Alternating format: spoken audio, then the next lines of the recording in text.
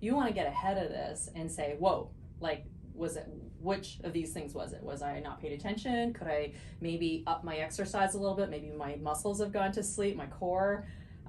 What is it that I can do to make sure that this doesn't happen again? And this is, in turn, will also make sure that I get to stay at home safely for as long as possible, and I don't feel scared.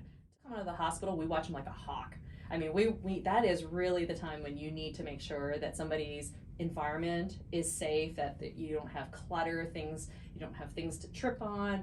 I mean, those beloved rugs, you know, we might have to have a conversation about just putting them aside for a little bit.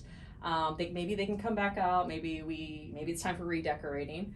But it's really, really important that fear of falling often leads to those timid steps where you just kind of tiptoe over, and that alone is what causes more falls.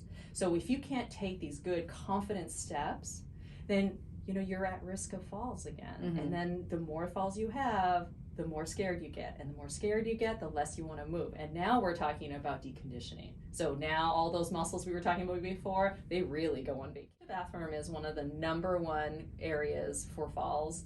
And I would say urgency, you know, that like we're kind of back to incontinence and stuff. And it's not even just incontinence. You could have a UTI and suddenly just need to go. That rushing is what gets people really in trouble. That they're just trying to get there before they have an accident, and they're, you know, pulling down their pants, or they're tripping on their feet, or tripping on something that they normally would see. They always know that whatever lives right there, but just for that moment they're so focused on, I gotta get to the bathroom.